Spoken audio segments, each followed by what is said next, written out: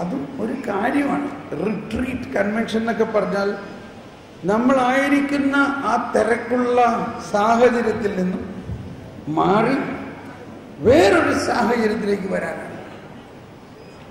പക്ഷേ ഈശോ പറഞ്ഞില്ലേ, വരുവിൻ നമുക്ക് ഒന്ന് അവിടെ പോയി വിശ്രമിക്കാമെന്ന് വിചാരിച്ചു. ഈ അപ്പസ്തലന്മാരെ എല്ലാവരും കൂടി കൊണ്ടുപോയി അക്കരയ്ക്ക് പോയി. പക്ഷെ അവിടെ ചെന്നപ്പോൾ എന്താ സ്ഥിതി? ഈശോ അവിടേക്ക് പോയി എന്ന് അറിഞ്ഞപ്പോ കരവഴിക്ക് ജനം കൂടുതൽ അവിടെ വന്ന് കൂടിയിരിക്കുന്നു. വിശ്രമിക്കാൻ വേണ്ടി പോയ ആളുകള് ഈശോ കണ്ടപ്പോ ദൈവമേ, അവൻ അനുകമ്പ തോന്നി. അവനെന്ത് തോന്നി? അനുകമ്പ തോന്നി. അവനവരോട് ഇതേമാതിരി വചനം പ്രഘോഷിക്കാൻ തുടങ്ങി. അങ്ങനെ വൈകുന്നേരമായപ്പോ ഇവരൊക്കെ തളരാൻ തുടങ്ങിയപ്പോ അപ്പസ്തലന്മാർ, കർത്താവേ നീ എന്ത് ചെയ്യണം, ഇവര് വീട്ടിൽ പോട്ടെ, അവരെ പറഞ്ഞു വിട്. അയ്യോ, അവരങ്ങനെ പറഞ്ഞു വിട്ടാൽ ശരിയാവും. അവർക്ക് നമ്മൾ തന്നെ എന്തെങ്കിലും കൊടുക്കാണ്ട് വിട്ടാൽ അവർ വഴിയിൽ തളർന്നു വീഴും. നമ്മളെവിടുന്ന് കൊടുക്കാനാ ഇത്ര ആളുകൾക്ക്? ഇതൊക്കെയായിരുന്നു പണ്ട് അപ്പസ്തലന്മാരുടെ അവസ്ഥ. ഈശോ പറഞ്ഞു, നിങ്ങൾ തന്നെ കൊടുക്ക്. ഞങ്ങളെവിടുന്ന് കൊടുക്കാനോ? ഇപ്പോൾ ഒരു 200 ദേനാറ അപ്പമെങ്കിലും ഇല്ലാണ്ട് ഇവരൊക്കെ തീറ്റാൻ പറ്റുന്നില്ല. എവിടെ നിന്ന് ഇത്രയും കാശ്, എവിടെ നിന്ന് ഇത്രയും അപ്പവും? അല്ല, നിങ്ങളുടെ കയ്യിൽ എന്തുണ്ട്? അവിടെയും കണ്ടൊരു ചെറുക്കൻ 2 കഷ്ണം 2 മീനും 1 5 അപ്പവും പൊതിഞ്ഞുകൊണ്ട് വന്നിട്ടുണ്ട്. അതുകൊണ്ട് ഈ 10,000 10,000 ആളുകൾക്ക് വല്ലതും ആവുമോ? അതിങ്ങോട്ട് കൊണ്ടുപോവാം. 2 മീനും 5 അപ്പവും. പടപടപടപടേ പടപടപടപടപട. ഇത് ഇങ്ങനെ തപ്പുണ്ടാക്കാൻ നിങ്ങൾക്ക് അറിയോ? ഈ അപ്പോ ഇങ്ങനെ പെരുകണം.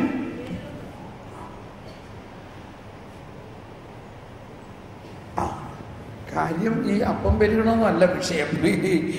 ഈ അപ്പസ്തോലന്മാര് ഇവർക്ക് ഇതെല്ലാം വിതരണം ചെയ്ത് 10,000-10,000 ആളുകൾക്ക് ഇത് വിതരണം ചെയ്യാനും അത് കഴിഞ്ഞ് അവരൊക്കെ പോയപ്പോ എന്താ, കുറെ അപ്പം അവിടെ അങ്ങനെ കിടക്കണം. ഇനി കർത്താവ് പറയണ്ട, ഇതിങ്ങനെ കളയാൻ പാടില്ല. അതുകൊണ്ട് അവരെ കൊണ്ട് അതൊക്കെ പിറക്കിച്ച് അവരെ വിശ്രമിക്കാൻ പോയ ആളുകളുടെ കാര്യം നോക്കി അതെല്ലാം പിറക്കി തലയിൽ ഓരോ കൊട്ടയും നിറച്ച് അവര് പോകേണ്ടി വന്നു. ഈ കർത്താവിൻ്റെ അടുത്ത് വിശ്രമിക്കാൻ വന്ന അങ്ങനെ വിശ്രമം കിട്ടുമെന്ന് വിചാരിക്കൊന്നും വേണ്ട. Price the Lord. അതുകൊണ്ട് ഇവിടെ ധ്യാനം വിശ്രമിക്കാനുള്ള ഉദ്ദേശത്തിൽ വന്നിട്ടുണ്ടെങ്കിൽ എല്ലാവരെയും ഞാൻ എഴുന്നേപ്പിച്ചിരുത്തി ധ്യാനം കൂടും. എന്നിട്ട് നിർത്തിയിട്ട് ഓക്കെ. അപ്പൊ നമ്മളിപ്പോ കേട്ട കാര്യവും പാടിയ പാട്ടും എല്ലാം വെച്ച് നോക്കുമ്പോൾ നമ്മുടെ ജീവിതത്തിൽ എന്തെല്ലാം തിരമാലകൾ ഉണ്ടോ അതിനെ സ്നേഹിക്കുക. എല്ലാ കഷ്ടതകളുണ്ടോ അതിനെ സ്നേഹിക്കുക. കാരണം അതെല്ലാം ദൈവത്തിന്റെ സൃഷ്ടിയാണ്. ദൈവം തന്നെയാണ് അതിന്റെ പിന്നിൽ പ്രവർത്തിക്കുന്നതെന്ന് സാവധാനം നമുക്ക് മനസ്സിലാവും. ഇപ്പൊ പൂർവ്വ ഔസേപ്പിനെ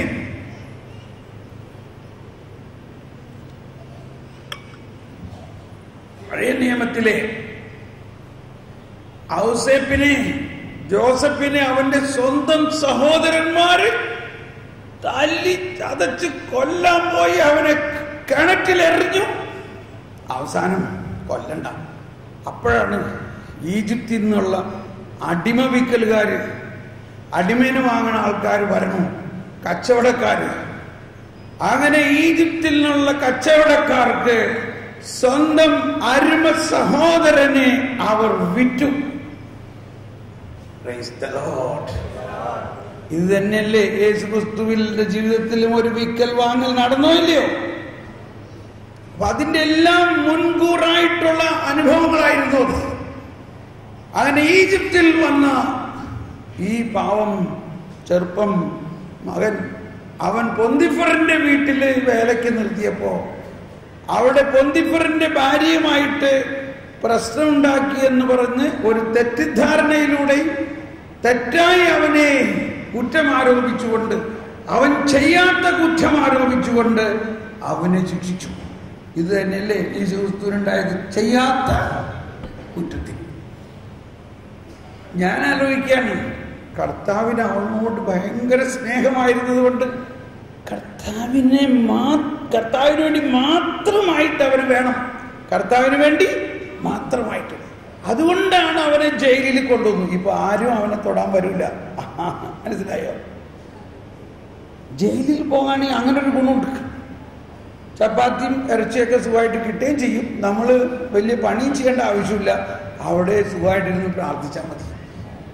ഞാൻ ആലോചിക്കാറുണ്ട്, പ്രാർത്ഥിക്കാൻ പഠിച്ചേ പിന്നെ ഞാൻ ആലോചിക്കണത് എവിടെയെങ്കിലും എന്നൊരു ജയിലില്ല അങ്ങനത്തെ വാസ്തവത്തിൽ സെമിനാരി അല്ലെങ്കിൽ മഠം അല്ലെങ്കിൽ അതുപോലെയുള്ള കൊവേന്തകളൊക്കെ ഒരു പ്രാർത്ഥിക്കാൻ മാത്രമുള്ള സംവിധാനമാണ്.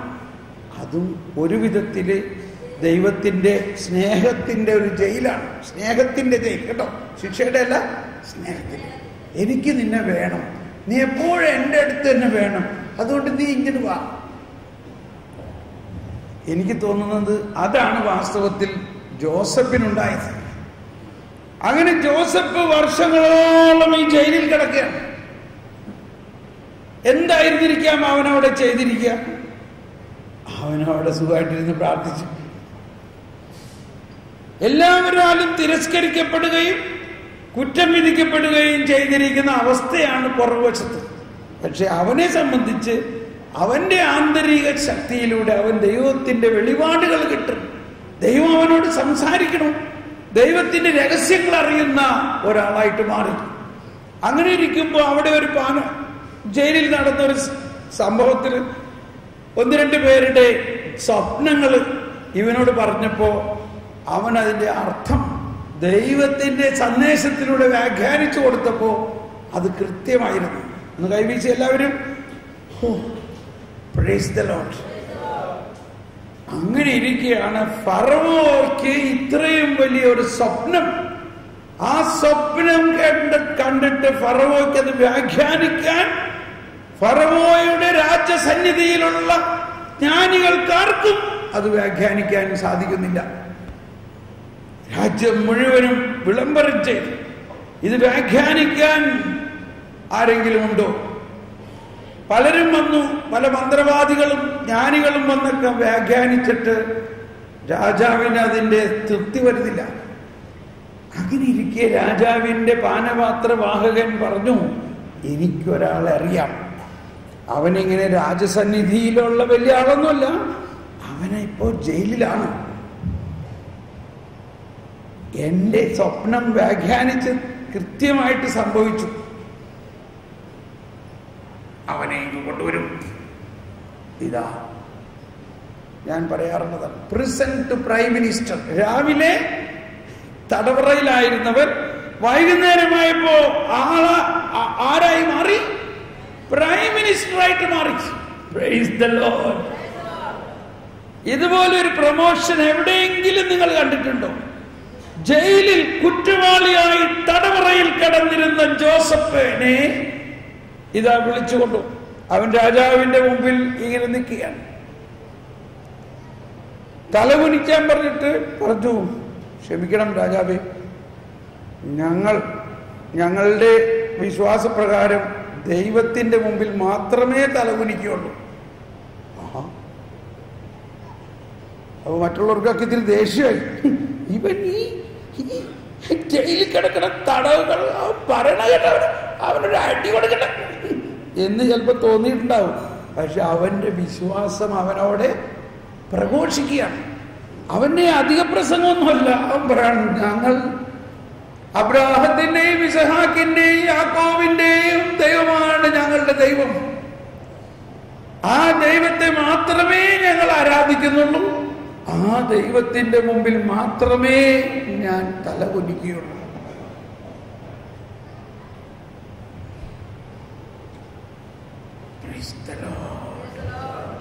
പക്ഷേ മറ്റുള്ളവരൊക്കെ കുറ്റപ്പെടുത്തിയെങ്കിലും രാജാവ് അവനെ അഭിനന്ദിച്ചു. Very good. കണ്ടോ, അവൻ പറയണതിന് ഒരു അന്തസ്സുണ്ട് ഇല്ലേ? അവൻ പറയണത് കേട്ടാൽ ഒരു അന്തസ്സ് തോന്നുന്നില്ലേ? അവനവന്റെ ഹൃദയത്തിൽ എന്ത് വിശ്വസിക്കുന്നുവോ അവൻ ആ ദൈവത്തിനെ പുകഴ്ത്തുന്നു.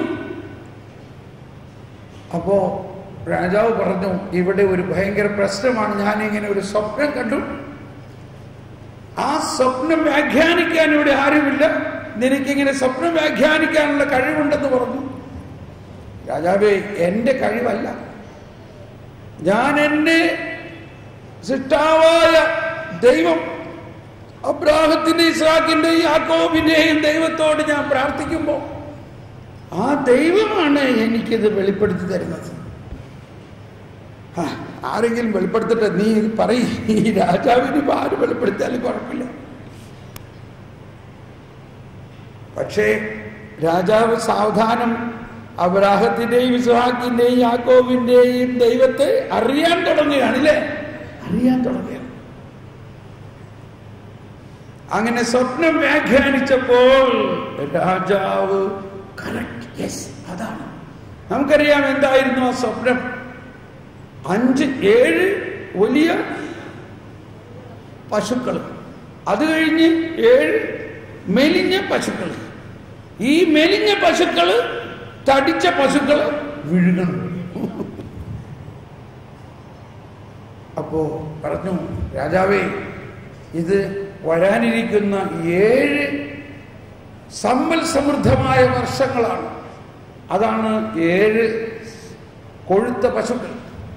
പക്ഷെ അത് കഴിഞ്ഞിട്ട് 7 വർഷം കഠിനമായ ക്ഷാമം ഉണ്ടാകാൻ പോവുകയാണ്. അതാണ് 7 മെലിഞ്ഞ പശുക്കൾ. ദൈവം ഇപ്പോ രാജാവിന് മുന്നറിയിപ്പ് നൽകുന്നത്, ദൈവത്തിന്റെ ആത്മാവിത് വെളിപ്പെടുത്തി തരുന്നത്, ഈ വരുന്ന 7 സമൃദ്ധമായ വർഷത്തിൽ മുൻകരുതലോടെ ഈ ധാന്യങ്ങളെല്ലാം സമാഹരിച്ചുകൊണ്ട് അതിനുശേഷം ഉണ്ടാകാവുന്ന 7 കഠിന ക്ഷാമ വർഷത്തിനു വേണ്ടി നമ്മൾ തയ്യാറാകണം.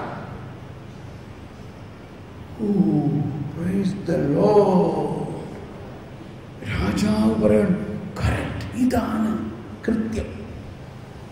കണ്ടു, ഒരു രാജ്യത്തെയും ലോകം മുഴുവനെ തന്നെയും രക്ഷിക്കുന്നതിന് ഒരു വ്യക്തിയിലൂടെ ദൈവം നടത്തിയ പ്രവർത്തനം. എന്നാൽ അവൻ വല്ല എഴുത്തും വായനയും അഭ്യാസമുള്ള ആളാണ്. അവൻ രാജസന്നിധിയിൽ ആരുമല്ല. അവൻ വെറും തടവറയിൽ കിടന്ന ഒരു ജയിൽ പുള്ളിയാണെങ്കിലും ദൈവവുമായിട്ടുള്ള അറിവ്, ദൈവത്തിൽ നിന്നുള്ള ജ്ഞാനം അവനെ വലിയവനാക്കി. അന്ന് ആ രാജാവ് ഫറവോ എല്ലാവരുടെയും രാജസദസ്സിന്റെ മുൻപിൽ വെച്ചുകൊണ്ട് തന്റെ മുദ്രമോതിരമെടുത്തുകൊണ്ട് ഈ തടവറയിൽ കിടന്ന ജോസഫിന്റെ കയ്യിൽ അണിയിച്ചുകൊണ്ട് പറയുക, ഈജിപ്ത് രാജ്യത്തിൽ ഇതുപോലെ ജ്ഞാനിയായ മറ്റൊരു മനുഷ്യനുണ്ടോ? ദൈവത്തിന്റെ രഹസ്യങ്ങൾ, ദൈവത്തിന്റെ ജ്ഞാനം കൊണ്ട് നിറഞ്ഞ മറ്റൊരാളുണ്ടോ? അതുകൊണ്ട് ഇവനെ ഞാൻ ഈ രാജ്യത്തിന്റെ പരമാധികാരിയാക്കി സ്ഥാനപ്പെടുത്തിയിരിക്കുന്നു. Praise the lord. ഇവിടെ നമ്മൾ മനസ്സിലാക്കേണ്ട ഒരുപാട് കാര്യങ്ങളുണ്ട്. ഇവന് ആന്തരിക മുറിവുമായിട്ട് അവിടെ ഇരുന്നോ? നമുക്കാണ് ഈ മുറിവ് മുഴുവൻ. കരിസ്മാറ്റിക്കാർക്കില്ലേ, അവന്റെ സ്വന്തം സഹോദരന്മാരവനെ കൊല്ലാൻ പോയി, അവനെ കുഴിയിലിട്ടു, അവനെ വിറ്റു. പക്ഷേ അവൻ അതെല്ലാം ദൈവകരങ്ങളിൽ നിന്ന് സ്വീകരിച്ചു. Price the Lord. നമുക്കറിയാം പിന്നീട് കാര്യങ്ങളെല്ലാം വളരെ ഈ പറഞ്ഞ മാതിരി എല്ലാം സംഭവിച്ചു. രാജ്യം മുഴുവനും ഭയങ്കര ക്ഷാമം വന്നപ്പോൾ തന്നെ അടിമയാക്കി വിറ്റ തന്റെ സ്നേഹ സഹോദരന്മാർ, തന്റെ കൂടപ്പിറപ്പുകൾ ഇതാ യാചനാപാത്രവുമായിട്ട് ഭക്ഷിക്കാൻ ചോറ് കിട്ടാതെ, അരി കിട്ടാതെ അവർ വന്നിരിക്കുകയാണ്. അവരെല്ലാവരെയും തന്റെ മുമ്പിൽ കണ്ടപ്പോൾ ഈ ഔസേപ്പിന്റെ ഹൃദയത്തിലുണ്ടായിരുന്ന പഴയ മുറിവ് അനുസരിച്ച് എന്ത് ചെയ്യണമായിരുന്നപ്പോ? പ്രതികാരം ചെയ്യണമായിരുന്നു. ജോസഫ് അവരോട്, ജോസഫിന് വികാരം തുളുമ്പിയിട്ട് കരച്ചിൽ മാത്രമേ വരുന്നുള്ളൂ. അവസാനം ജോസഫ് ഇത് വെളിപ്പെടുത്തുകയാണ്. കണ്ണുനീരോടെ ജോസഫ് പറയുകയാണ്, ഞാൻ നിങ്ങൾ ഈജിപ്തുകാർക്ക് വിറ്റ നിങ്ങളുടെ സഹോദരൻ ജോസഫാണ്. ഞാൻ ഇവരാകെ അന്തം വിട്ടു. ഇവരോടനെ വിചാരിച്ചു, കഴിഞ്ഞു ഞങ്ങളുടെ കഥ. ഇനി ഞങ്ങളെ ഇവൻ വെച്ചിരിക്കില്ല. ഇവൻ ഇപ്പൊ ഉടനെ ഇത്രയും വലിയ രാജാവിന്റെ രാജാ പ്രമാണി ഞങ്ങളെ ഇപ്പൊ തീർക്കും. അതാ മുറിവിന്റെ കണക്കണുണ്ടാവും. അവരുടെ അകത്ത് ആ മുറിവ് ഇപ്പോഴും ഉണ്ട്.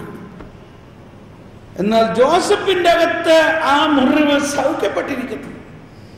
ജോസഫ് പറയാണ്, ഭയപ്പെടേണ്ട. Price the Lord. കണ്ടോ, ഭയപ്പെടേണ്ട. എല്ലാവരും ഒന്ന് കരം ഉയർത്തി പറഞ്ഞേ, ഭയപ്പെടേണ്ട, ഭയപ്പെടേണ്ട, ഭയപ്പെടേണ്ട, ഭയപ്പെടേണ്ട, ഭയപ്പെടേണ്ട, ഭയപ്പെടേണ്ട, ഭയപ്പെടേണ്ട.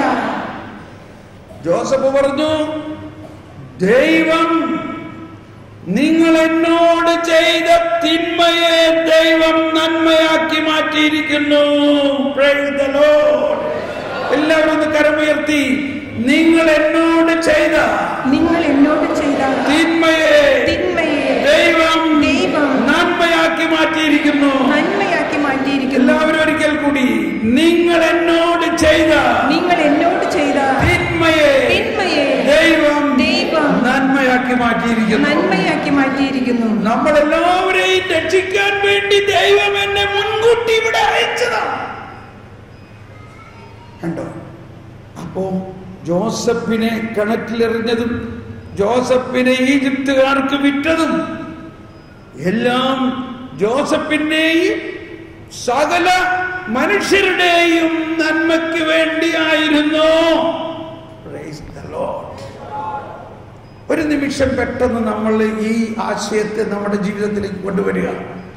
നമ്മുടെ ജീവിതത്തിൽ നമ്മൾ ഇന്നും പകവച്ച്, ഇന്നും ക്ഷമിക്കാൻ പറ്റാതെ, ഇന്നും നമ്മളോട് അല്ലെങ്കിൽ നമുക്ക് പൊറുക്കാൻ പറ്റാത്ത പല വൈരാഗ്യങ്ങളും വെച്ചിട്ടുണ്ടാകാം. വർഷങ്ങൾക്ക് മുമ്പ് നടന്നതാണ്. പക്ഷെ അതിനെ ഇന്ന് നമ്മൾ ദൈവകരങ്ങളിൽ നിന്ന് സ്വീകരിക്കുക. ഒരു നിമിഷം നമ്മളൊന്ന് കണ്ണടച്ച് പ്രാർത്ഥിക്കുക.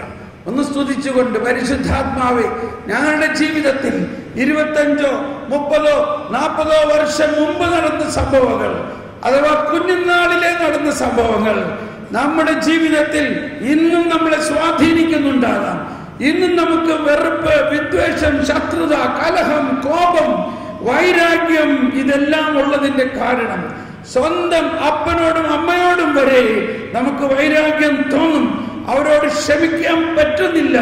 കാരണം അതുപോലത്തെ സാഹചര്യങ്ങൾ നമ്മുടെ ജീവിതത്തിൽ ഉണ്ടായിട്ടുണ്ടെങ്കിൽ ഇപ്പോൾ നമുക്ക് അവയെല്ലാം ദൈവകരങ്ങളിൽ നിന്ന് സ്വീകരിക്കാം. ദൈവമറിയാതെ നമ്മുടെ ജീവിതത്തിൽ ഒന്നും സംഭവിക്കുകയില്ല. ദൈവമറിയാതെ നമ്മുടെ ജീവിതത്തിൽ ഒന്നും സംഭവിക്കുകയില്ല. ഓഹോ യേശുവേ, ഞങ്ങൾ അതെല്ലാം അങ്ങയുടെ കയ്യിൽ നിന്നും അങ്ങയുടെ അറിവോടുകൂടി അങ്ങ് അവരുടെ വള്ളത്തിൽ ഉറങ്ങിയതുപോലെ അങ്ങ് ഞങ്ങളുടെ ഹൃദയത്തിൽ ഉണ്ടായിരുന്നു. അപ്പോൾ ഞങ്ങളതെല്ലാം അങ്ങയുടെ കൈകളിൽ നിന്ന് സ്വീകരിക്കുന്നു. അങ്ങനെ സ്വീകരിച്ചുകൊണ്ടൊന്ന് സ്തുതിച്ച് അത് ദൈവകരങ്ങളിൽ നിന്ന് സ്വീകരിച്ചുകൊണ്ട്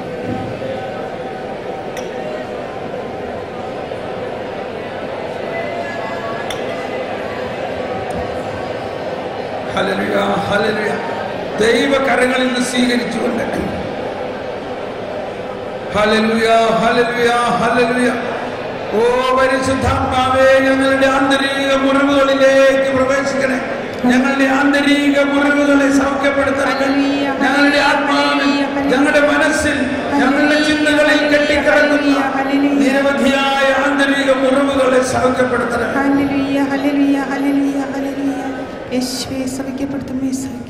Praise the Lord. അപ്പൊ ആന്തരിക സൗഖ്യം വളരെ വളരെ ആവശ്യമുള്ളൊരു കാര്യമാണ്. ഇതെല്ലാവർക്കും ഇത്രയും വർഷമായിട്ട് ഈ ശുശ്രൂഷ നടത്തുന്ന എനിക്കും എല്ലാ ദിവസവും വ്യക്തിപരമായ പ്രാർത്ഥിക്കുമ്പോൾ എന്തെങ്കിലും ഒരു മുറിവ് ഓർമ്മയിലേക്ക് ഇങ്ങനെ വരും. എന്തെങ്കിലും ഒരു മുറിവ് നമുക്ക് പേഴ്സണൽ പേരിൻ്റെ കടലാസം കൊടുത്താലോ? അതെടുത്തുകൊണ്ട് വായോ, നമുക്കത് കൊടുക്കാം. പേഴ്സണൽ പേര് ഒരു വ്യക്തിപരമായ പ്രാർത്ഥനയുടെ ഒരു നിർദ്ദേശ പത്രിക, ഒരു പ്രാർത്ഥനാ സമിതി. നമ്മളെല്ലാവരും ഈ ആന്തരിക മുറിവ് എല്ലാ ദിവസവും പ്രാർത്ഥിക്കേണ്ട ഒരു കാര്യമാണ്. നമ്മുടെ അബോധ മനസ്സിൽ കിടക്കുന്ന പല കാര്യങ്ങളും മുഴുവനും ഒരു നിമിഷം പുറത്തു വരില്ല. 19 വർഷമായിട്ട് കിടക്കുന്ന കാര്യങ്ങൾ ഒന്നൊന്നായിട്ട് അല്ലെങ്കിൽ കുറേശ്ശെ കുറേശ്ശെ പുറത്ത് വരും. ഇങ്ങനെയുള്ള കൺവെൻഷനുകളിൽ മാത്രമല്ല, വ്യക്തിപരമായി നമ്മൾ പ്രാർത്ഥിക്കുമ്പോഴാണ് ഇത് പൂർണ്ണമായിട്ട് മാറുന്നത്. ചിലപ്പോ നമ്മുടെ വീട്ടിൽ മദ്യപാനിയായ ഒരു വ്യക്തി ഉണ്ടെങ്കിൽ മതി, ഒരു ദിവസം ഒരു 10 മുറിവെങ്കിലും ഉണ്ടാവും, ഇല്ലേ? അല്ലെങ്കിൽ സ്നേഹം ലഭിക്കാത്ത അവസ്ഥ, മാതാപിതാക്കൾ തന്നെ നമ്മളെ വഴക്ക് പറയും. അവര് രാവിലെ മുതൽ അധ്വാനിച്ച് കഷ്ടപ്പെട്ട് വിഷമിച്ചിരിക്കുന്ന നേരത്താണ് നമ്മൾ പറഞ്ഞിട്ട് എന്തെങ്കിലും പറയുമ്പോ, നിന്നെ കൊണ്ട് തോറ്റു, നിന്നെയൊക്കെ ഞാൻ പെറ്റില്ലായിരുന്നെങ്കിൽ നന്നായിരുന്നല്ലോ. ഓ എന്റെ ഈശോയെ, എന്നെ അമ്മ ഇങ്ങനെയാണോ വിചാരിക്കണേ? എന്നെ അമ്മയ്ക്ക് വേണ്ട. കരച്ചിലായി. കുഞ്ഞു കുട്ടിയായിരുന്നപ്പോ അമ്മ മുലയൂട്ടി കുഞ്ഞിനെ അമ്മയുടെ മകൾ. ചിലര് സ്കൂളില് 5ാം ക്ലാസ്സിൽ പഠിച്ചു കഴിഞ്ഞ് സ്കൂളിൽ നിന്ന് പറഞ്ഞ നേരത്തെ നേരെ പോയിട്ട് അമ്മയുടെ മുല കുടിച്ച ആൾക്കാരുണ്ട്, ഇല്ലേ? ഉണ്ടോ ഇല്ലയോ? ഉണ്ട്. കാരണം അവനെ സംബന്ധിച്ച് അമ്മയുടെ സ്നേഹം നുകരുവാനുള്ള ഏറ്റവും അനുഭവം ഈ മുലകുടിയാണ്. അവസാനം ആരോ പറഞ്ഞു, നീ എന്ത് വിചാരിച്ചിട്ട് ഇവനെ ഇപ്പോഴും ഇങ്ങനെ മുല കൂട്ടിച്ചോണ്ടിരിക്കുന്നത്? അവന്റെ മുലകുടി നിർത്തണം. പക്ഷെ അവൻ നിൽക്കണില്ല. അവൻ സ്കൂളിൽ നിന്ന് വന്നു കഴിഞ്ഞാൽ നേരെ സ്ലേറ്റ് പുസ്തകം വെച്ചുകൊണ്ട് മുല കുടിക്കാൻ വരിക. ഞാൻ എന്താ ചെയ്യണേ? അതിനെ ഒരു പണിയുണ്ട്, ഞാൻ പറഞ്ഞുതരാം. എന്താ? ചെന്നിനായക മരിച്ചെന്ന് പരട്ടി.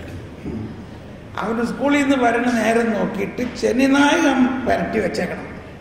അവൻ വന്ന് മുല കുടിക്കുമ്പോ ആ മുല കുടിക്കണ നേരത്താണ് കഴിച്ച്. വാസ്തവത്തിൽ എന്താ സംഭവിക്കുന്നത്?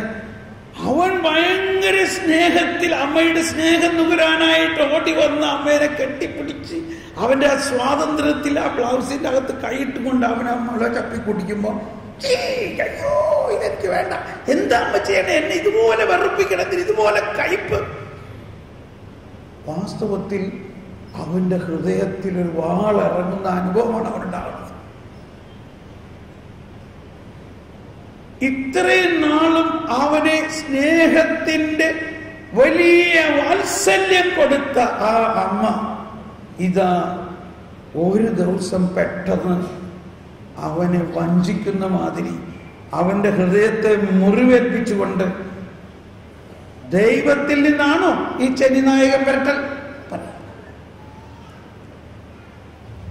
അമ്മമാര് വിഷമിക്കണ്ട. ഇപ്പൊ നമ്മൾ ആന്തരിക സഭയ്ക്ക് പ്രാർത്ഥിക്കാൻ വേണ്ടി പറയണതാണ്. ഇത് നമ്മൾ എപ്പോഴും ആന്തരിക സഭയ്ക്ക് പ്രാർത്ഥനയുടെ നേരത്ത് ചിലപ്പോൾ നമുക്ക് വായിൽ കയ്പ് അനുഭവപ്പെടാറുണ്ട്. ഇന്നും ഇത് അനുഭവപ്പെടും. ചിലപ്പോൾ ആ അനുഭവം ഉണ്ടായിട്ടുള്ളവർക്ക് ആ മേഖലയിൽ ഇന്ന് നമ്മൾ പ്രാർത്ഥിക്കുമ്പോൾ ആ ഹൃദയത്തിൽ വന്ന വേദനയും മുറിവും കയ്പ് ഇപ്പോഴും നമ്മുടെ ഉള്ളിലുണ്ട്. അതുകൊണ്ട് അന്ന് മുതൽ ആ തീരുമാനിച്ചു, ഇനി അമ്മേനെ തൊടണ പ്രശ്നമില്ല, ഇനി ഞാൻ അങ്ങോട്ട് വരണില്ല, ഇനി അമ്മേനെ എനിക്ക് തൊടണ്ട. അങ്ങനെയാണ് ആ മുലകുടി മാറിയത്. മനസ്സിലായോ? മുലകുടി മാറിയത് എന്തുകൊണ്ടാ? അവന്റെ ഹൃദയത്തിലുള്ള ഒരു വിദ്വേഷം, വെറുപ്പ് കൊണ്ട് ഇനി എനിക്ക് അമ്മേനെ തൊടണ്ട.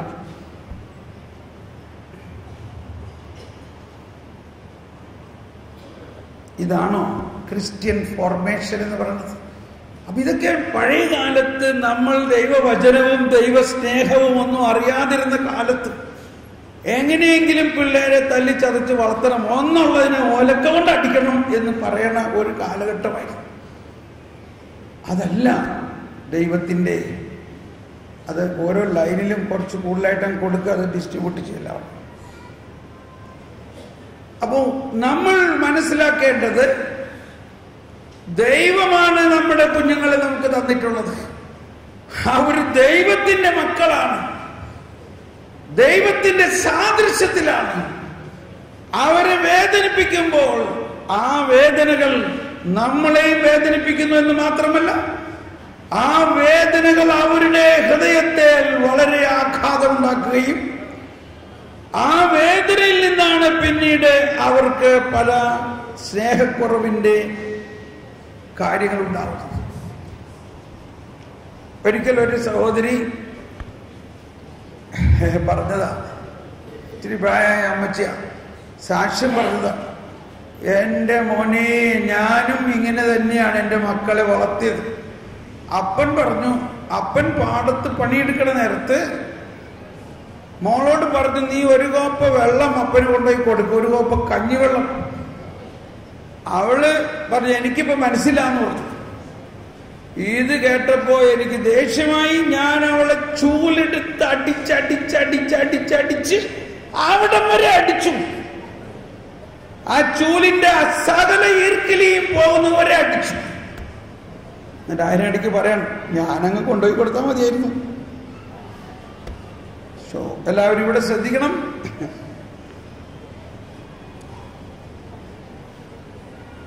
അങ്ങനെ അടിച്ചടിച്ച് ചൂരിന്റെ സകല ഈർക്കിലി ഒടിയുന്നത് വരെ ഞാൻ അടിച്ചു.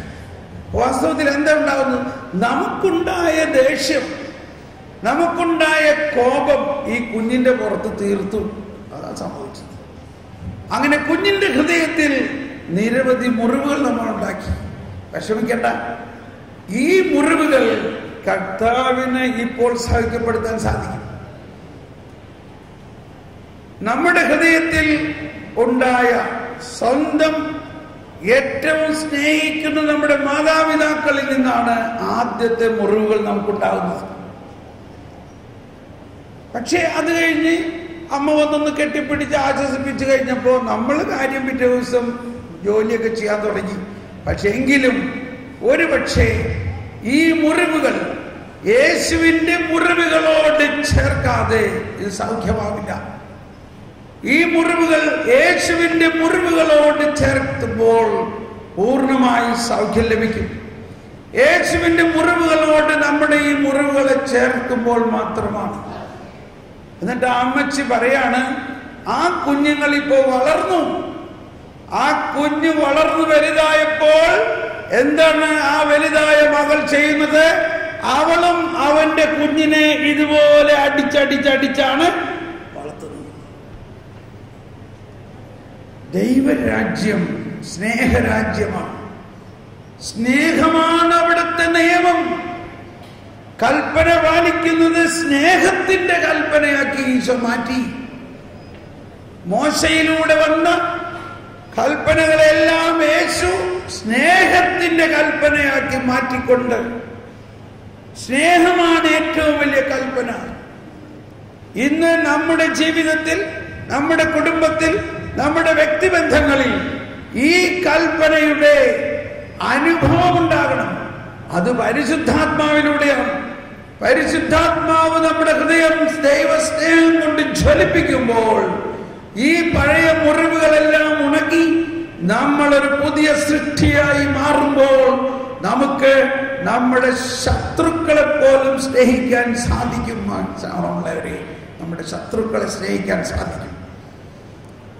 കുറച്ചു ദിവസം മുമ്പ് പരിശുദ്ധ പിതാവ് ഫ്രാൻസിസ് പാപ്പ നൽകിയ ഒരു പ്രബോധനത്തിൽ സ്നേഹത്തിന്റെ അതിഭയങ്കരമായ ശക്തിയെക്കുറിച്ച് പറഞ്ഞതിന് ശേഷം അദ്ദേഹം പറയാണ്, ഈ സ്നേഹത്തിന്റെ ആത്മാവ് വിശ്വാസമാണ്. അതായത് ഈ സ്നേഹത്തിന്റെ ചാലക ശക്തി ദൈവത്തിലുള്ള വിശ്വാസമാണ്. ദൈവം സ്നേഹമാണെന്നും സ്നേഹം എവിടെ പൂർണ്ണതയുണ്ടോ അവിടെ ഭയമില്ല. നമ്മൾക്ക് ഭയമുണ്ടാകുന്നതും നമ്മൾക്ക് വിരോധമുണ്ടാകുന്നതും നമ്മൾക്ക് വെറുപ്പും വിദ്വേഷമുണ്ടാകുന്നതും ഈ സ്നേഹത്തിന്റെ പൂർണ്ണത വരാത്തത് കൊണ്ടാണ്. സ്നേഹത്തിന്റെ പൂർണ്ണത എന്ന് പറയുന്നത് നമ്മൾ സാധാരണ നമ്മളെ സ്നേഹിക്കുന്നവരെ സ്നേഹിക്കും. ഈശോ പറഞ്ഞു, നിങ്ങളെ സ്നേഹിക്കുന്നവരെ നിങ്ങൾ സ്നേഹിക്കുന്നത് കൊണ്ട് എന്ത് പ്രയോജനമാണ് ഉണ്ടാവുന്നത്? വിജാതീയരും അങ്ങനെ ചെയ്യുന്നുണ്ടല്ലോ, പാപികളും അങ്ങനെ ചെയ്യുന്നുണ്ടല്ലോ. ഞാൻ നിങ്ങളോട് പറയുന്നു, നിങ്ങളെ വെറുക്കുന്നവരെ സ്നേഹിക്കുവിൻ, നിങ്ങളുടെ ശത്രുക്കളെ സ്നേഹിക്കുവിൻ. Price the lord. ഇവിടെ മനസ്സിലാക്കേണ്ട ഒരു സിമ്പിൾ സാധാരണ തത്വം ഇതാണ്. നമ്മുടെ നാട്ടു നടപ്പ് എന്താ? അവരുടെ വീട്ടില് ക്രിസ്മസ് ആയിട്ട് നമ്മൾ എന്തെങ്കിലും കൊടുക്കണോട്ടോ. കാരണം ദീപാവലിക്ക് അവര് വലിയ പലഹാരമൊക്കെ തന്നതാ. അവരുടെ മോളുടെ കല്യാണത്തിന് നമുക്കൊരു വള കൊടുക്കണം. കാരണം നമ്മുടെ മോളുടെ കല്യാണത്തിന് അവരൊരു വള തന്നതാ. കൃത്യമായിട്ട് നമ്മൾ ഇതൊക്കെ ചെയ്യും ഇല്ലേ? അതിനിടയ്ക്ക് സ്കൂളിൽ പഠിക്കുന്ന നമ്മുടെ മോള് പറയാണ്, മമ്മി മറ്റവരുടെ വീട്ടിലെ അവർക്കും നമുക്കൊരു പാത്രം പലഹാരം കൊടുത്താലോ? പൊടി പണി അത് വേണ്ട, അവരുമായിട്ട് നമുക്ക് അങ്ങനെ വലിയ കൂട്ടൊന്നുമില്ല. ഇതല്ലേ വാസ്തവത്തിൽ നമ്മുടെ ജീവിത രീതി? ഇതാണോ അല്ലയോ? അല്ലാത്തൊരു നല്ല കാര്യം. പക്ഷെ സാധാരണഗതിയിൽ നമ്മൾ ഏതാണ്ട് ഇതുപോലെയാണ് നമ്മൾ ജീവിക്കണേ. എന്താ? നമ്മളെ സ്നേഹിക്കുന്നവരുടെ വീട്ടിൽ നമ്മളെല്ലാ കാര്യത്തിനും പോകും. അവര് നമ്മുടെ വീട്ടിൽ വരും. പക്ഷെ ഈശോ പറഞ്ഞെന്താ? നിങ്ങളെ സ്നേഹിക്കുന്നവരെ സ്നേഹിക്കുന്നത് കൊണ്ട് എന്ത് പ്രയോജനം? വിജാതീയരും അങ്ങനെ ചെയ്യുന്നില്ലേ എന്ന് പറഞ്ഞാൽ, വിജാതീയരിൽ യേശുക്രിസ്തുവിലുള്ള വിശ്വാസം ഇല്ലാത്തവരാണ് വിജാതീയരെന്ന് പറയുന്നത്. പരിശുദ്ധാത്മാവ് നിറവില്ലാത്തവരാണ് അവർ. മാമോദീസായിലൂടെയോ യേശുക്രിസ്തുവിലുള്ള വിശ്വാസത്തിലൂടെയോ പരിശുദ്ധാത്മാവിന്റെ നിറവില്ലാത്ത അവർക്കും സ്നേഹിക്കുന്നവരെ സ്നേഹിക്കാം. സ്നേഹിക്കുന്നവരെ സ്നേഹിക്കാൻ പരിശുദ്ധാത്മാവിന്റെ ആവശ്യമില്ല. സ്നേഹിക്കുന്നവരെ സ്നേഹിക്കാൻ യേശുക്രിസ്തുവിന്റെ ആവശ്യമില്ല. ഞാൻ ഒരു പടി കൂടി പറഞ്ഞോട്ടെ, നിങ്ങൾ വിഷമം വിചാരിക്കരുത്. നമ്മളുടെ ചില വീടുകളിലും കന്യാസ്ത്രീ മഠങ്ങളിലും ഒക്കെ പട്ടിയെ വളർത്തുന്നുണ്ട് ഇല്ലേ? എന്നിട്ട് ആ വീടിന് അവിടെ ഒരു ബോർഡ് എഴുതി വെച്ചിട്ടുണ്ട്, പട്ടിയെ സൂക്ഷിക്കുക. എന്തിനാണ് വലിയ പട്ടികളെ അവരവിടെ വളർത്തിയിരിക്കുന്നത്? ശത്രുക്കളെ സ്നേഹിക്കാൻ വേണ്ടിയല്ലേ? ശത്രുക്കളോടുള്ള സ്നേഹം കൊണ്ടാ. അപ്പൊ ഈ പട്ടി, ഏതെങ്കിലും ഒരു ശത്രു വരികയാണെങ്കിൽ ഈ പട്ടി അയാളെ കടിക്കണം. അല്ലെങ്കിൽ ഈ പട്ടി ശബ്ദമുണ്ടാക്കും, ബഹളം ഉണ്ടാക്കുമ്പോൾ നമുക്കറിയാം അവിടെ കള്ളൻ കയറിയിട്ടുണ്ട്. പറഞ്ഞു വരുന്നത്, എന്തുകൊണ്ടാണ് നമ്മൾ ഈ പട്ടിയെ അതിനുപയോഗിക്കുന്നത്? അതിനുപയോഗിക്കുന്നതിന്റെ കാരണം ഈ പട്ടിക്ക് സ്നേഹിക്കുന്നവരെ മാത്രം സ്നേഹിക്കാനുള്ള കഴിവേ ഉള്ളൂ. Price the Lord. വലിയൊരു കണ്ടുപിടുത്തം അല്ലേ? പട്ടിക്ക് സ്നേഹിക്കുന്നവരെ മാത്രമേ പട്ടിനെ വളർത്തണം. നമ്മള് പട്ടിക്ക് കഞ്ഞി കൊടുക്കണം. നമ്മള് അടുത്ത ചെല്ലുമ്പോഴേക്കും എന്ന് പറഞ്ഞ് ഭയങ്കര സ്നേഹത്തിൽ പട്ടി വരും. മറിച്ച് ഈ പട്ടിയെ സ്നേഹിക്കാത്ത, പട്ടിക്ക് ഭക്ഷണം കൊടുക്കാത്ത വേറൊരു പുറത്തുകാരൻ വരാണെങ്കിൽ ഒട്ടനെ പട്ടിയുടെ മുഖം മാറി എന്ന് പറഞ്ഞ് പട്ടി അലറി വരും. ഞാൻ പറഞ്ഞ കാര്യം മനസ്സിലായോ? ഇത്രയും പറഞ്ഞാൽ മതി. ഇതിൽ കൂടി തെളിച്ചു കഴിഞ്ഞാൽ ചിലപ്പോ നിങ്ങൾ എന്റെ നേരെ ചിലപ്പോ സ്നേഹമുള്ളവരെ, ഇത് വളരെ വളരെ ആഴമായി പോകേണ്ട ഒരു കാര്യമാണ്. നമ്മൾ ക്രിസ്ത്യാനികളാണെന്നെങ്കിലും നമ്മൾ പൂർണ്ണമായി കർത്താവ് പറയുന്ന സ്വർഗരാജ്യത്തിലെ ക്രിസ്ത്യാനി ആയിട്ടില്ല. ദൈവരാജ്യം എന്നത് ഏറ്റവും നിസ്സാരമായ രീതിയിൽ ചിന്തിച്ചാൽ ദൈവം ഈക്വൽ ടു സ്നേഹം എന്ന് പറഞ്ഞാൽ ദൈവം സ്നേഹമാകും എന്ന് പറഞ്ഞ എല്ലാവരും ദൈവം സ്നേഹമാകും. ഉച്ചത്തിൽ പറഞ്ഞ്, ഒരു കരം ഉയർത്തി പറഞ്ഞ്. അപ്പോ ദൈവരാജ്യമോ? അപ്പൊ ദൈവരാജ്യമോ? സ്നേഹരാജ്യം. അപ്പൊ ദൈവരാജ്യം സ്നേഹരാജ്യമാകുന്നു എന്ന് പറഞ്ഞ എല്ലാവരും ദൈവരാജ്യം സ്നേഹമാണ്. ഇവിടെ നമ്മൾ മനസ്സിലാക്കേണ്ട ഒരു കാര്യം, കർത്താവ് ഇതൊക്കെ പറയുമ്പോ നമ്മൾക്ക് സ്വയമേവ ഇത് ചെയ്യുക സാധ്യമല്ല. നമുക്ക് ഒരു സഹായകനെ ആവശ്യമുണ്ട്. അവിടുന്ന് സ്വർഗത്തിൽ നിന്ന് സഹായമയച്ചെന്നെ രക്ഷിക്കും, എന്നെ ചവിട്ടി തെറ്റിമെതിക്കുന്നവരെ അവിടുന്ന് ലജ്ജിപ്പിക്കും. ദൈവം തന്റെ കാരുണ്യവും വിശ്വസ്തതയുമയക്കും. എല്ലാവരും എന്നോട് കൃപയുണ്ടാകണമേ ദൈവമേ, എന്നോട് കൃപ തോന്നണമേ. എന്നോട് കൃപയുണ്ടാകണമേ ദൈവമേ.